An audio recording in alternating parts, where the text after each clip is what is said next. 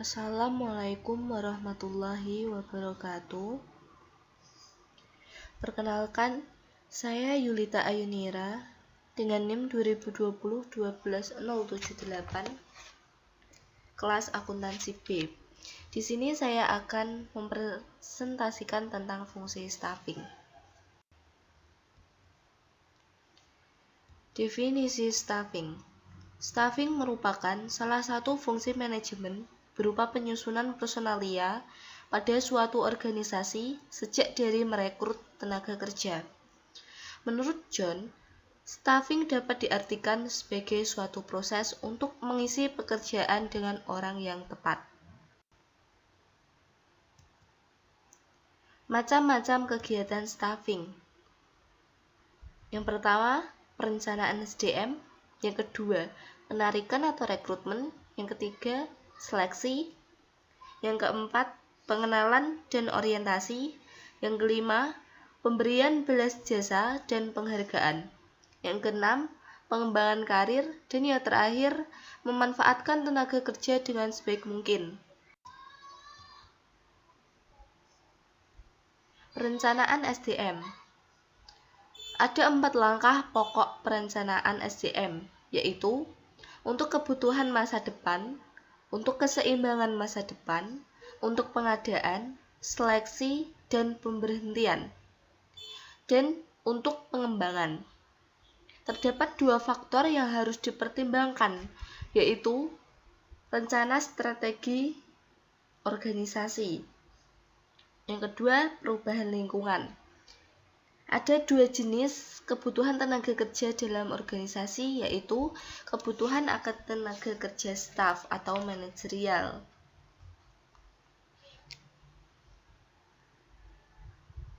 Ada cara menentukan jumlah kebutuhan akan tenaga kerja staf, yaitu dengan meneliti kebutuhan melalui analisa organisasi. Kemudian ada kebutuhan akan tenaga operasional.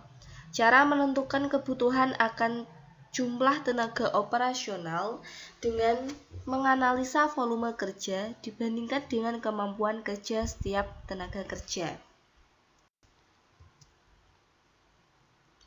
Kemudian ada rekrutmen. Rekrutmen adalah proses menarik, screening, dan memiliki orang yang memenuhi kriteria atau syarat pekerjaan. Menurut Robert L. Mathis, rekrutmen adalah proses menghasilkan suatu kelompok pelamar yang memenuhi syarat pekerjaan. Menurut Dr. Faustino Cardoso Gomez, rekrutmen adalah proses mencari, menemukan, dan menarik para pelamar untuk dipekerjakan dalam dan oleh suatu organisasi. Bila mana posisi sudah ditetapkan, maka perlu dikembangkan suatu spesifikasi pekerjaan. Sumber tenaga kerja. Sumber tenaga kerja dibagi menjadi 2, yaitu sumber dari dalam dan sumber dari luar. Sumber dari dalam terdapat promosi, transfer, upgrading, dan sanak famili karyawan. Sumber dari luar yaitu dengan memasang iklan, menghubungi lembaga pendidikan, menghubungi kantor tenaga kerja, menghubungi serikat buruh, mengambil dari organisasi lain, dan sumber-sumber lain.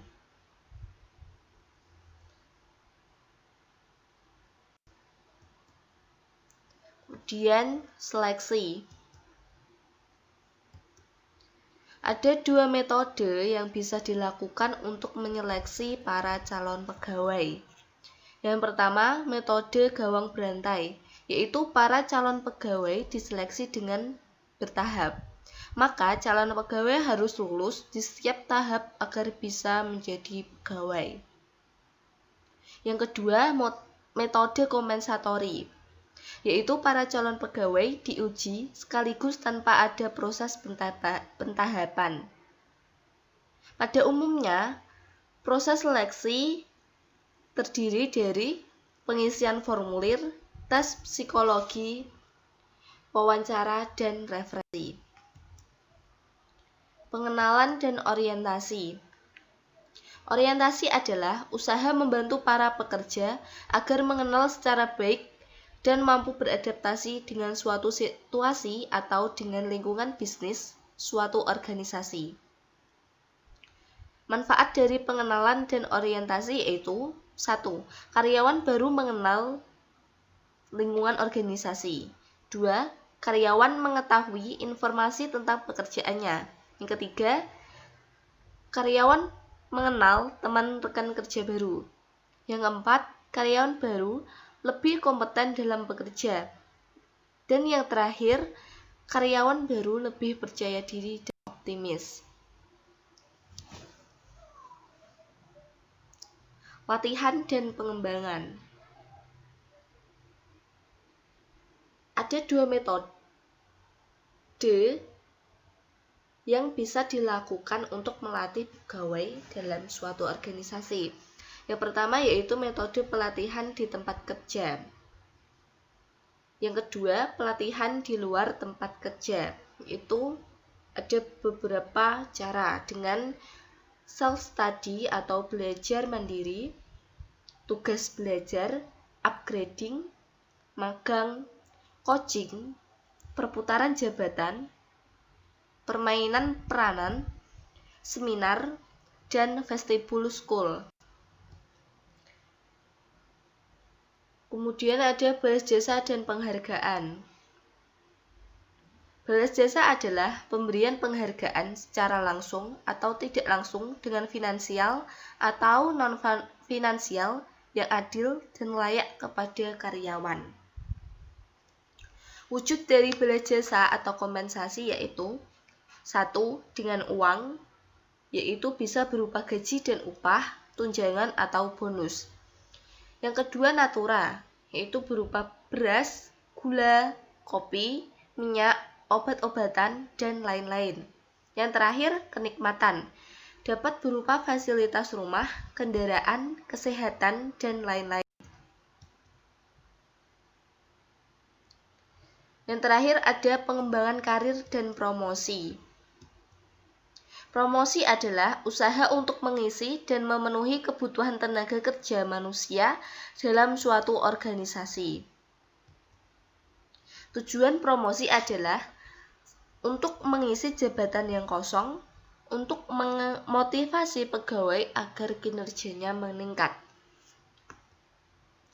Syarat-syarat promosi yaitu ada formasi dan yang bersangkutan memiliki prestasi. Terakhir, prinsip-prinsip promosi yaitu ada dasar keterampilan, yaitu mempromosikan pegawai melalui pembuktian kecakapan pegawai tersebut. Kemudian dasar senioritas, yaitu mempromosikan pegawai didasarkan pada lama kerja pegawai yang bersangkutan. Kemudian dasar teman, yaitu pegawai yang akan dipromosikan dipilih dari mereka yang masih memiliki hubungan famili, teman dekat, atau yang sealiran dengan pimpinan. Sekian dan terima kasih atas perhatiannya. Apabila ada salah-salah kata dari saya meminta maaf yang sebesar-besarnya. Wassalamualaikum warahmatullahi wabarakatuh.